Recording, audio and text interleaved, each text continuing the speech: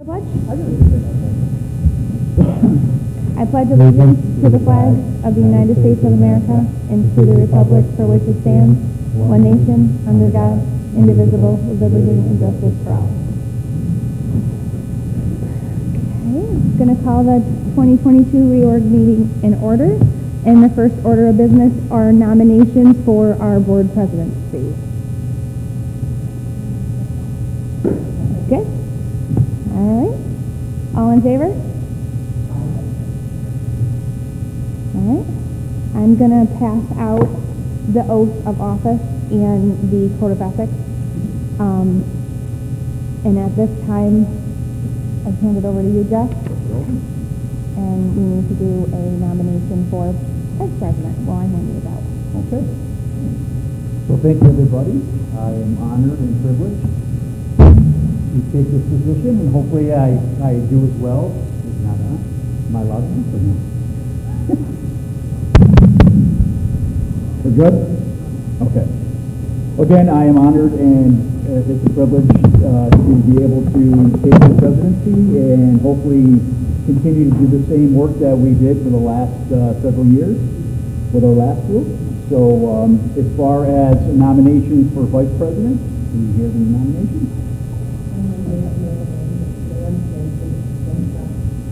Okay, we have one nomination for Amanda, seconded by Crystal. All in favor? Okay, put them up. Did you get those? Yep.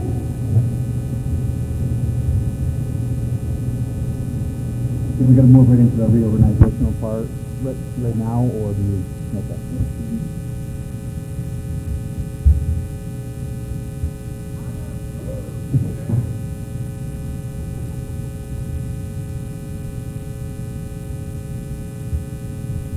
President Gall, do you want me to talk about the virtual participation? Yeah, if you don't mind. Yep. I was just pulling that up and looking at that. Virtual participation at board meetings has become pretty commonplace over the last couple of years for obvious reasons.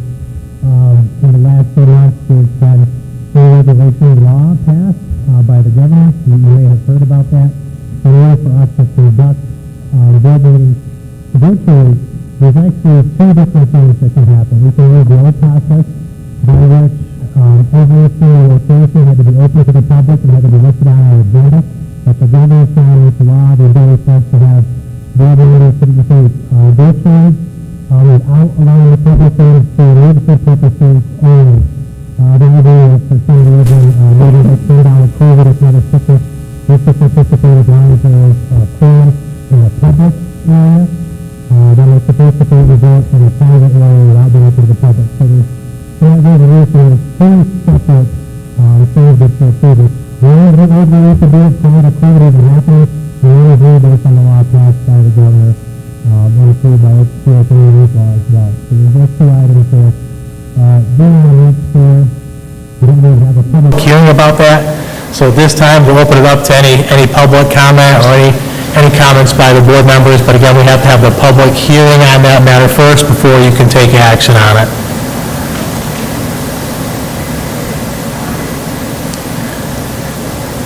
I'm good to go. So I'll turn it back over to you, Jeff. So if you just want to close the hearing on that, I'll talk about the second public hearing that we have to have this evening, and we'll get both the hearings out of the way, then the board can take action on both of the items that require those. Do you want to do the resolution right now on those? If you want to do the resolution on the first one, the virtual board meetings, you may. Okay, so on the virtual participation of board members, be it resolved, the Board of Education of the Hudson Falls Central School District approves the resolution for virtual participation of board members to the board meeting. Do we have a motion? So moved. Heidi, we have a second? All in favor? Okay. Opposed? That carries. We are 6. We're 6 tonight. Secondly, the board must hold a code of conduct public hearing annually. This year, there was quite a bit of work put into revising the code of conduct, and I know we had a couple board members on that committee, along with parents, students, administrators, teachers, support staff. So we have the full committee as prescribed by regulation here. And I think that's the first full review that's occurred in a while. There's been partial reviews with the board having the ability to approve that after the public hearing in years past. I don't know if Heidi, if you'll be able to talk about, you want to speak to that process just briefly? And I just ask you to make sure that your mic is on, which, Red's on, yep. So we hadn't reviewed the code of conduct in a while as a large group, and over the past couple of years, we've had so much change, not just with COVID, but with transgender laws and regulations in terms of athletics and bathroom usage, and just so much across the board in society. We thought an update was good. So we met as a large group. There were tons of different stakeholder groups represented. There were all of the bargaining units, there were parents, there were students. The students were bribed with ice cream.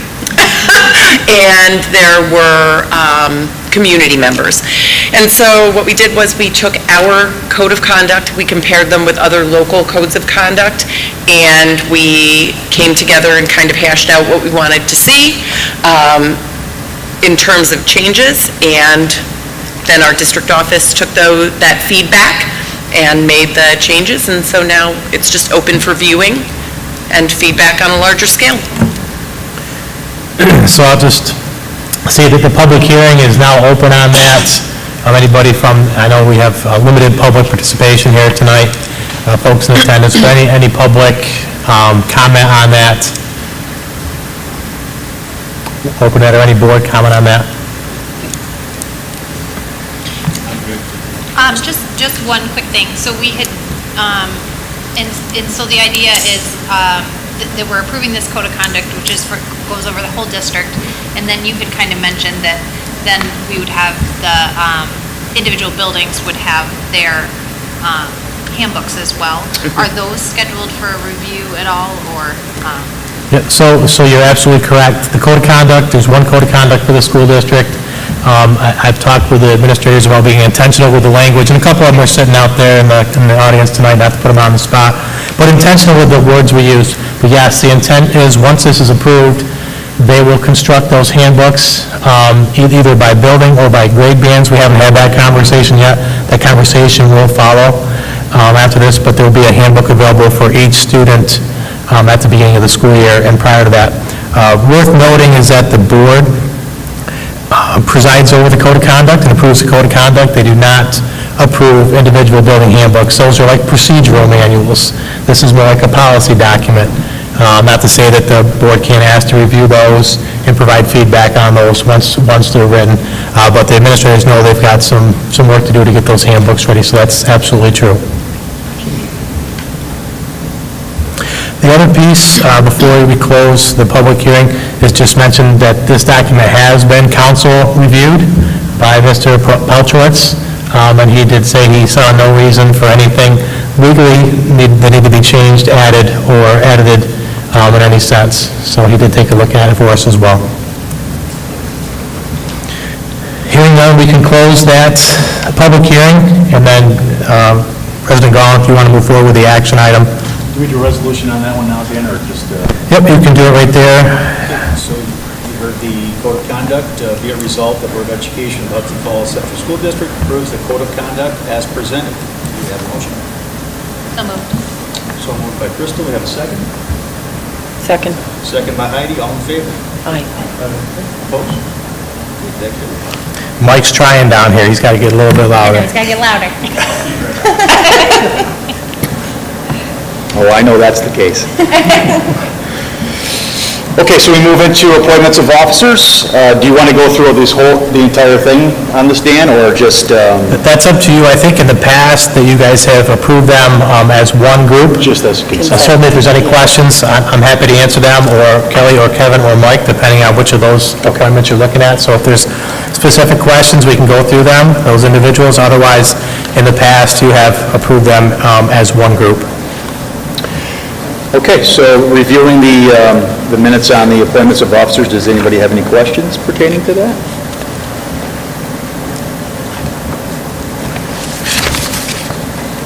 Okay, so do we do a resolution in every single one of these things separate, or just do it all at the end? So it's each group. Each group. The appointments of the officers Okay, so we get this one here? Yeah.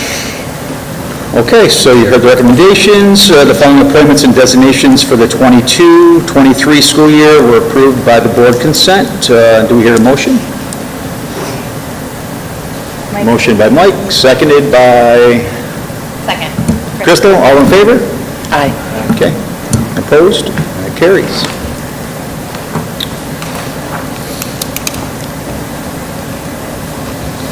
So on the next section, there were several listed A through,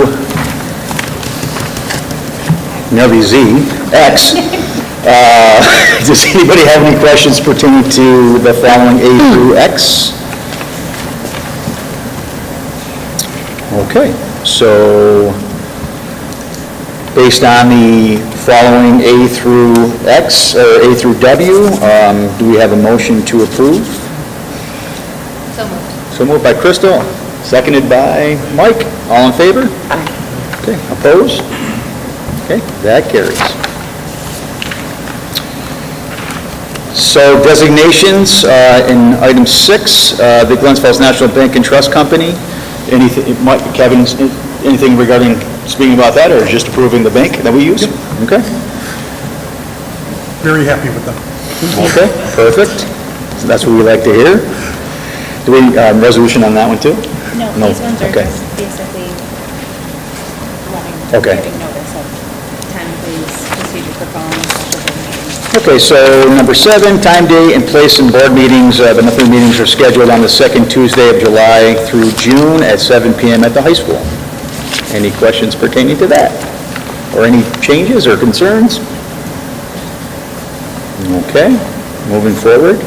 Procedures for calling special meetings. The President and Vice President of the Board of Education is authorized by resolution to call special meetings.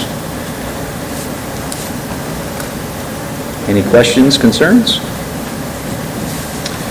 The official newspapers for the Hudson Falls Central School District would be the Glens Falls Post-Star and the Chronicle.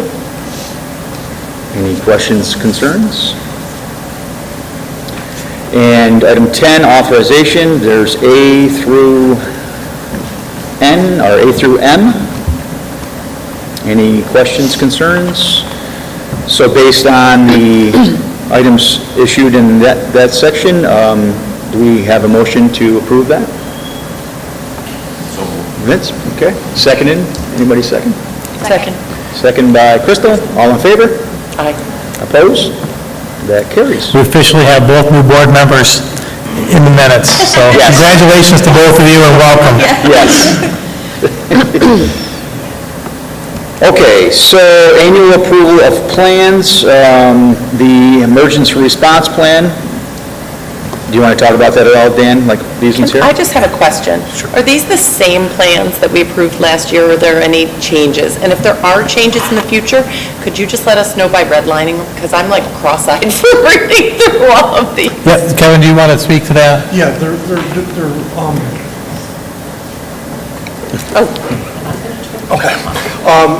yeah, the plans are basically the same as they were last year. We did add, this went through Safety Committee, and we did add a little bit of a piece in there, basically that dealt with pandemics, because that was a piece that had to be included after the past couple of years. So basically, we just put in our practices and protocols when it comes to that. The rest of it is the same as far as the emergency response plan itself. Okay. Move forward. Thank you. Okay, so recommendation, you heard recommendation. We have the high school emergency response plan, the middle school emergency response plan, the intermediate school emergency response plan, the primary school emergency response plan, and the kindergarten center emergency response plan. Do we have a motion to approve? So moved by Crystal, seconded by Mike. All in favor? Opposed? Okay, that carries. So we adjourn out of this section here? Okay. Do we have a motion to adjourn out of this portion of the meeting? We need to do that. Yep. So moved by Crystal, seconded by Second. Heidi. All in favor? Okay. Let me just get out of that. So we're going to enter back into our actual July board meeting agenda. Just need to call it to order, Jeff, and then you can start right down through. Call the meeting to order.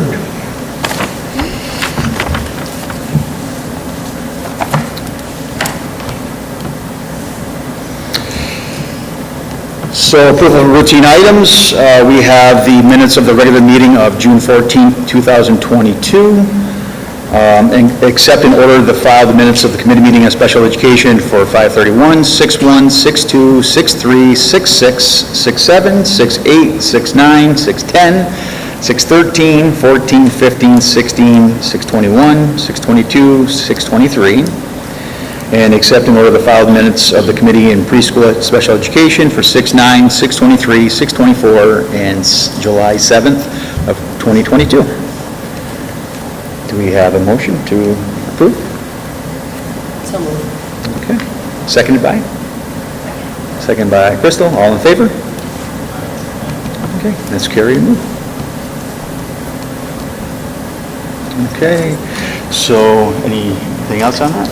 Nothing? Hey, Okay. Can Do I we- ask just a silly question? Sure.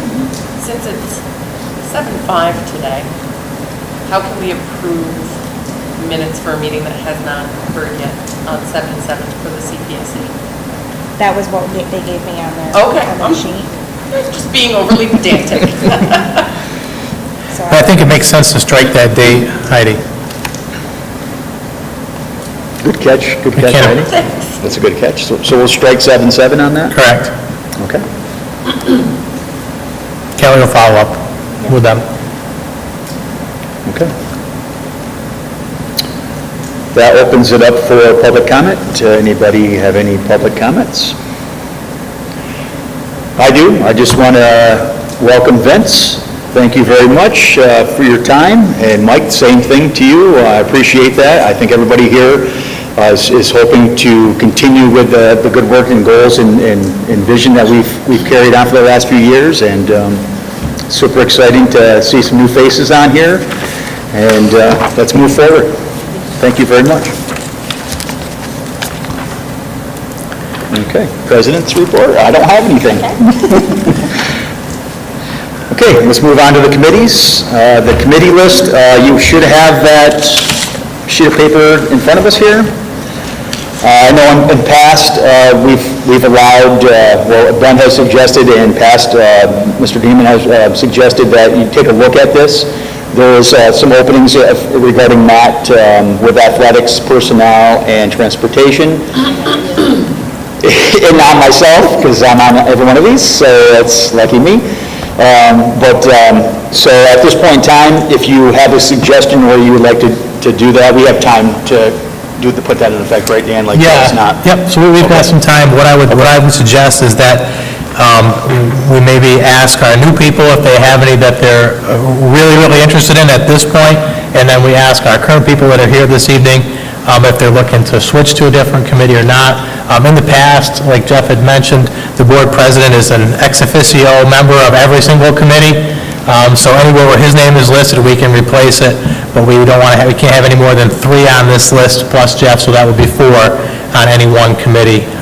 So I'll open up to Vince and Mike maybe, and if you haven't had a chance, we don't need to do this tonight, but by August, we would want to know where people want to be, so we can then set the dates and times of the reoccurring meetings monthly.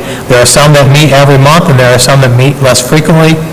For example, transportation and personnel meet less frequently, but they do require reporting out at the monthly board meetings, where athletics, audit, buildings and grounds, and policy meet almost monthly, other than the month of July, and advocacy, PR is most months, but not all.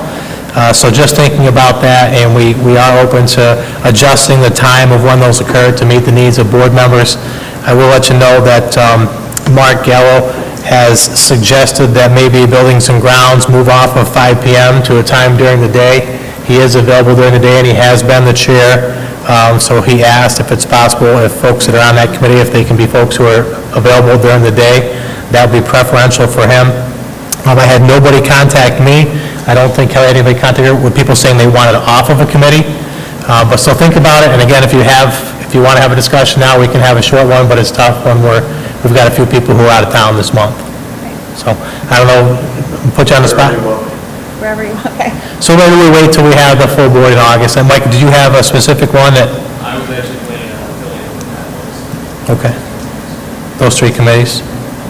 So what we'll do is we'll pencil you in, and we'll have a conversation with the full board next month. We appreciate it.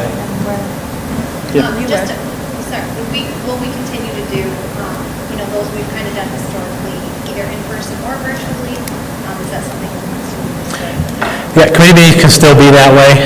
Yeah, we're still able to do so without any additional action. I'm fine with that, as long as the committees are for the board. If it works for you folks, it works for me.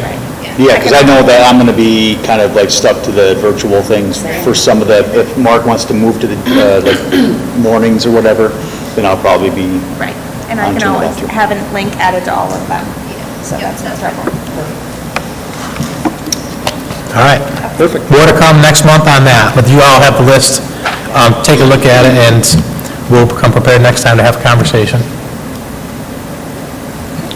Okay.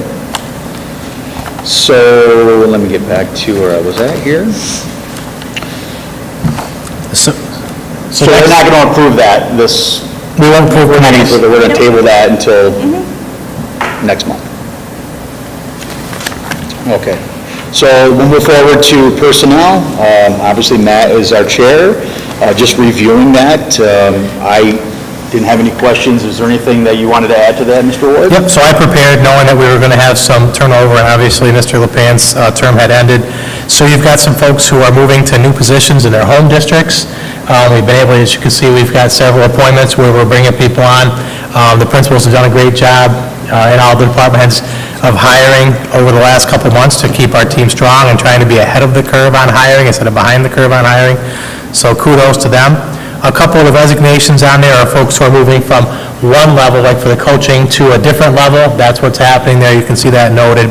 And two that I wanted to speak of, George Bordeaux and Sharon Hathaway.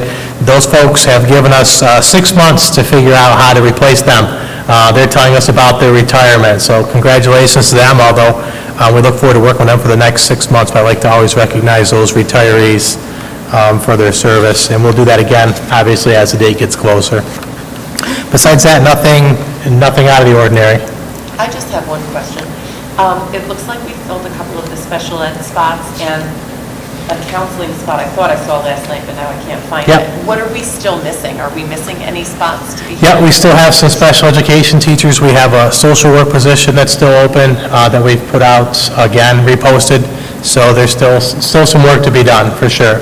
But we are a lot closer this year at this time than we were last year at this time. I mean, a mile closer. Great, thank you.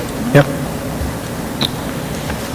Perfect. So by consent, we will approve the personnel agenda.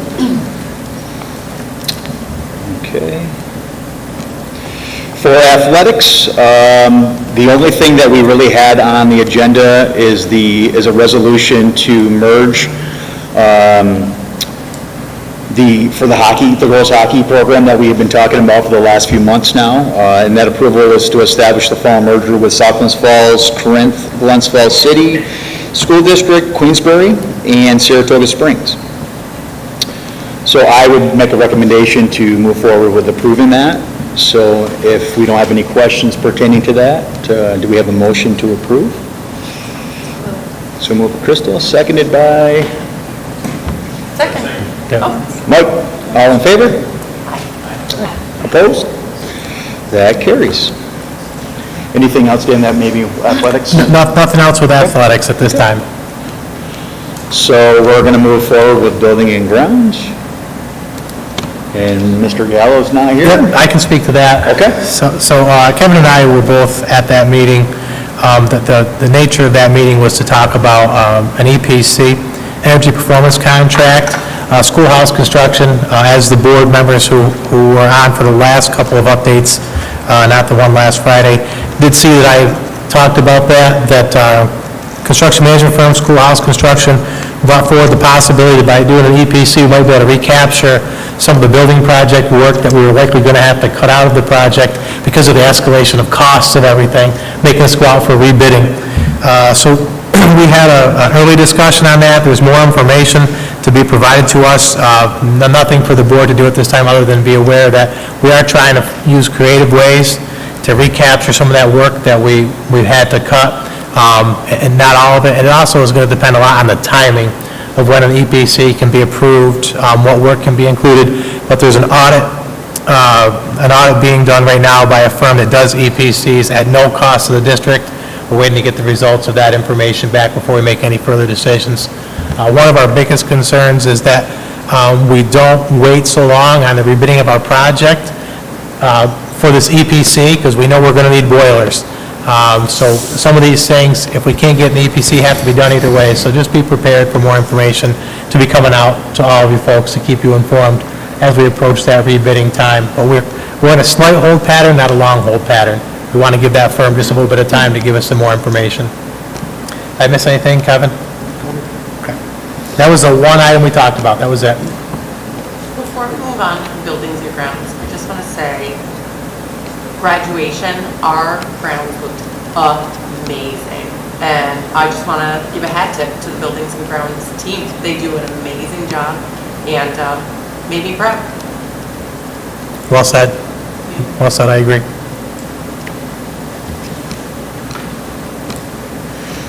Okay, any other questions pertaining to buildings and grounds? Okay. We make a motion to approve those? We don't need to, we just move forward with those, right? Okay, so as far as the next one, Mrs. Landsman is not here, so we have policy updates. Yep. You want to cover that, Dan? Yep, I'm ready on that. So you have no first reads, you have all second reads. They're policies we talked about last time. The majority of those policies have to deal with curriculum-type items and library material-type items, and Mike can provide answers to any questions on those. And then the last policy on that list for second read is having to do with the school district's credit card and increasing the credit limit. That has actually been asked, required of us based on a recent audit that's completed that the board will see next month. And you know that we had our team go to the cheerleading state championships this year. Our credit card was not of the amount to cover all the costs. Therefore, we had to pay some things with cash, which is not favorable when you go to audit, which we knew we were going to have trouble with, not big trouble. So changing that policy takes care of one of the concerns of that audit anyway. So we knew we had to do it. Not surprising at all. So that's it for policies, and Amanda will be back on it next month for sure. Okay. So that is the end of the discussion for committee meetings. Move on to the superintendent's report. You got a motion to approve the policy revision first, please. So let me get back to that.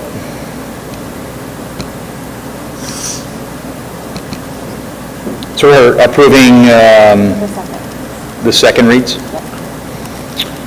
Okay, so you heard the recommendation on the second reads for approval of summary of changes for 8110, the curriculum development, resources and evaluation, as well as the section 8320, selection of library and multimedia materials, section 8330, the objection to instructional materials and controversial issues, section 8340, instructional materials, and section 5321, use of the district credit card. You heard the recommendation. Do we have a motion to approve? So moved by Crystal, seconded by Heidi. All in favor? Opposed? Okay, the motion carries. Brings it back to me. I'm talking a lot tonight. I apologize for folks that get to listen to me way too much every single month. Short tonight, just a few bullet points. I just wanted to recap graduation. Again, beautiful day, albeit a little warm for some of us. I'm sure some people who are always out in the sun were loving it that day. We had 144 graduates. We had 140 that walked through the ceremony. We had some students who chose not to for different personal reasons, and that's to be expected. One thing I wanted to say is, it takes an awful lot of people. Heidi mentioned the buildings and grounds, but an awful lot of people to put that together. A couple of them are sitting in the audience tonight to make sure that happens and to make sure we're ready if something happens that's unplanned. So thanks to the administration, the support staff, IT folks, everybody who had a part in that. It takes an awful lot to make that happen. And it went fairly seamlessly, I think. It was a great day. The one thing I thought the board should at least, we'll put in our mind, we could have a discussion if you'd like to, but inside versus outside seems to come up. I am hearing on an annual basis that comes up. During the COVID years, we had no choice. It was outside or no. I'm not sure where folks are, being just a week out from graduation. If we're an inside district, if we're an outside district, if we're just waiting, you should know that the Thursday before, we have to make the call on how we're going to set it up because of how much stuff has to be set up. So we looked at the weather Wednesday night, then again Thursday morning, and said, okay, it says it's going to be good. And that came to be true for us this year, so hopefully it will. I do know historically, or I've been informed that historically, it was moved indoors to provide the air conditioning in the gymnasium. But I just wanted to have that out there to the board. If we can know now what we want to do, or if we can know by September, October what we want to do, that's better than April or May, because there's a lot that goes into having that happen. I don't know if there's any comments at this point or not on that, but I'm certainly open to them. Did you get any feedback of concerns of having it outside? I know I did not personally get any feedback. Since the group of people that it impacts the most is seniors, is there a way that we can ask seniors and their families what they would prefer? Because there's pros and cons to both. I've been to ones in the auditorium, and I've been to one, they're both beautiful. Right. Yeah, I'm not adverse to asking folks. I just know in my experience regarding like the history of everything. I mean, it's been back and forth between the selection, and I think like when I was in school and graduating, it was always outside, and it was always weather determined. I just think like now with the fact that I think it was a good option to have it outside. This is my opinion, just because people had a lot more family members that were able to attend. And I think that's a big part of it, because everybody's been stuck inside for the last couple of years. I'm always in favor of having it outside. I know it's more work for setup and stuff like that for our maintenance and everything, but I'm always in favor of being outside. I just think it's If the only reason to move it inside is air conditioning, I giggle at that, because I've been to the inside one and there's so many people in the gym, the air conditioning is, you're still hot. I mean, yeah. I mean, you're not going to get sunburned, but you're going to be sweating as hard as you were at the one that split that. But on the other side of that, we did still have the auditorium where people could come in here for that purpose. My grandmother did. She came in because she was getting overheated out there, being 93 years old, but Bless her. I'm going to go to the other end because we've got a couple of alumni as well. Curious just on your thoughts, not to put you on the spot too much. No, personally, I agree with Jeff. I thought it was great to see so many family friends being people to us. I personally think it looks better outside. I like the setup. We have beautiful grounds, and we should use them. I would definitely look for outside. Simply for no other reason than we don't shut anybody off from meeting till that gym fast. No, appreciate it. I would agree. We actually graduated indoors, and at that time, we had this early spillover, and I know a lot of family members weren't thrilled to be able to actually see it in person and watch us. I didn't give the opportunity out for Thanks. Just out of curiosity, was there a tent over the actual graduates? I didn't hear what you... Over the graduates? No. There was not. There was no tent over nobody. There was a tent behind the folks in front, but the shadow it was casting was well behind us. Well, hold on. So Tim it was- and I did, though. It was... So, And it was wonderful. it was good for the board members who were presenting diplomas to their own children. Besides that, nobody was in the shade, and I went home with the little sunburn point on my head from my cap, but that's okay. You look like It's- Eddie Munster. I was just trying from like a cost perspective, we had residential for, Yep. we don't have tent residents. While you're talking about tents, I think, isn't that part of this new safety plan, the wellness plan to prevent sunburn and sun exposure, to have some easy ups available too? Yeah, for sure. The one thing that did come up, yeah, that's definitely part of the health and safety plan is sun awareness. Yes. So we did have some sun exposure that day. We had plenty of water available. Water was available everywhere for everybody. And thanks to Kevin and Jim Murray and everybody, Dave McKeegan's guys, for making that happen for every single person out there. Kelly just reminded me that we did talk about possibly doing a little bit earlier. And if you looked at the program actually said 9:30, but we did it at 10:30. So 9:30 would have been a little bit cooler, but again, it depends on the day, right? And we don't want to be moving it around too much. It's not always 90 degrees for us. It just happened to be that day, 90 degrees with full sun. So I think I have what I need from the board as far as feedback on that. Looks like we're outside, as long as everybody knows that I do have to make a call. The team at the district has to make a call, like that Thursday, and once we make it and everything moves inside, if it's a beautiful day on Saturday, we can't get back out. So, we'll do what we can to keep it outside, to have that tradition and that nice environment for our families and students. Summer programs, folks sometimes think that the school sits idle in the summertime. I don't think that's the case in Hudson Falls so much, but there are so many programs going on. Our traditional summer school started today over at the middle school. We've also got a decent-sized group of students doing credit recovery here at the high school. We've got enrichment programs going on at multiple buildings. We've got camps, both sports camps and other camps like band camp happening this summer. And we've got the Kingsbury Rec program. So there is tons of cars and tons of kids here all day and most of the night. So just so everybody knows, that's all happening right now, and it's great to have kids around doing all these things. So the building is supporting the community. All the buildings are supporting the community right through the summertime. So kudos to everybody who's made that happen traditionally over the years, and thanks to everybody who's making that happen again this year. I really appreciate it, and I'm certain the community and the board does as well. And last up on my part, the NYSBA conference this year is in Syracuse, and we had scheduled to go last year. A few members, I think Heidi and Ben were on that list. Just looking to see if there's any interest from board members, and I realize we've got a few people missing tonight. It's a couple-day conference, so you do have, if you're a person who's not retired, you got to take some time off from work to do it.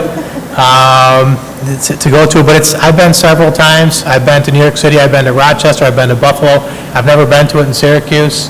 I'm willing to go with board members if there's board members who want to go.